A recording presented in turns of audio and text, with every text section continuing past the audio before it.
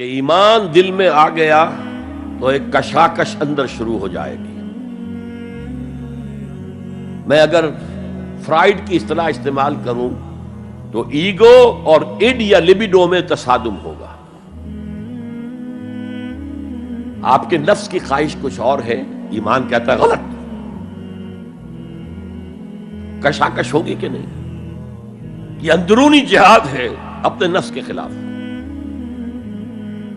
جیسے فرعون نے کہا تھا الیس لی ملک مصر وہذہ الانہار تجری من تحتی، کیا میں بادشاہ نہیں ہوں مصر کا؟ مصر کی حکومت میری نہیں ہے؟ اور کیا یہ ساری نہریں جو ہے میرے نظام کے تحت نہیں چل رہی؟ اسی طرح برا نہ مانیے، ہمارا نفس کہتا ہے یہ جسم میرا ہے، میری ملکیت ہے، اٹس مائی ڈومین، میری خواہش پوری کرنی ہوگی.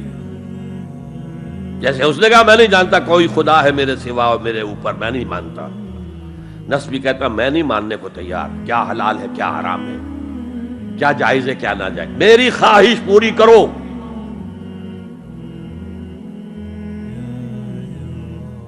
اس کے خلاف جہاد، یہ پہلی منزل کا جہاد ہے. اور آپ کو معلوم ہے 3 منزلہ عمارت ہے، تو بلند ترین تو ہے تیسری منزل، اہم ترین ہے پہلی منزل. پہلی منزل بنے گی تو دوسری بنے گی، دوسری ہوگی تو تیسری بنے گی نا. پہلی منزل یہ ہے اور اہم ترین یہ ہے.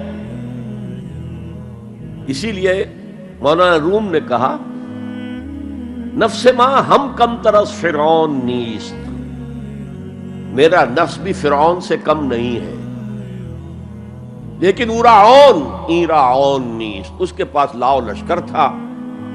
اس نے زبان سے بھی کہہ دیا تھا انا ربکم الاعلی، میں ہوں خدا.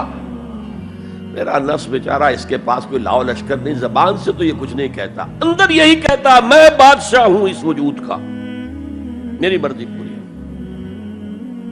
اسٹرگل اگینسٹ دس بیسر سیلف. ایک سیلف ہے اونچی سیلف، خودی، انا، ایگو، اور ایک ہے یہ بیسر سیلف، ہماری جبلتیں جو اندھی بہری ہیں، جو حلال اور حرام سے انہیں کوئی غرض نہیں ہے، ان کے خلاف جہاد کرنا. آپ نے فرمایا صلی اللہ علیہ وسلم المجاہد من جاہد نفسہ، اصل مجاہد وہ ہے جو اپنے نفس کے خلاف جہاد کر سکے. تمہارے اندر یہ دشمن تو بیٹھا ہوا ہے، تکڑا ہے، تمہیں کنٹرول کر رہا، چلے آؤ باہر کے دشمنوں سے جہاد کرنے کے لیے.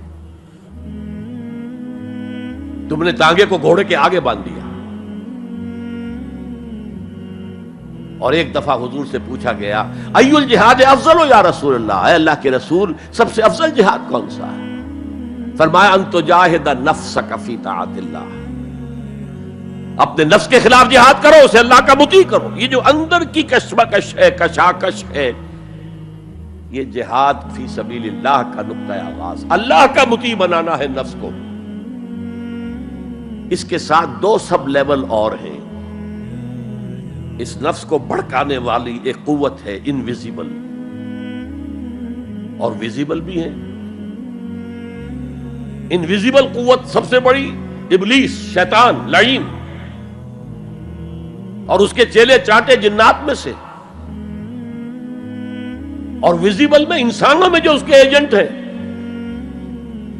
جو فحاشی کو کلچر کا نام دے، یہ اس ابلیس کے چیلے ہیں.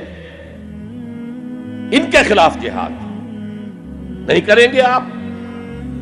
اگر آپ ان کے خلاف ایگریسو ایٹیٹیوڈ اختیار نہیں کریں گے تو آپ ان کے دباؤ میں آ جائیں گے. ان الشیطان لکم عدوا فاتخذوہ عدوا، اے لوگو یہ شیطان تمہارا دشمن ہے، اس کو اپنا دشمن سمجھو. وہ تمہیں سبز باغ دکھاتا ہے، بدی کو مزین کر کے دکھاتا ہے، اچھے اچھے نام اس کے رکھ دیتا ہے، اور تمہیں آمادہ کرتا ہے بدی کے ارتکاب پر. نہیں، وہ تمہارا دشمن ہے.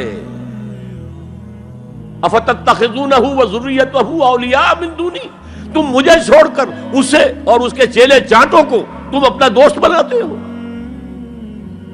نہیں، شیطان کے خلاف جنگ کرو. اور تیسرا اس پر سب لیول کیا ہے؟ معاشرہ اگر بگڑا ہوا ہے، اس کا عمومی رجحان برائی کی طرف ہے، تو سوشل پریشرز آپ کو ادھر دھکیلتے ہیں۔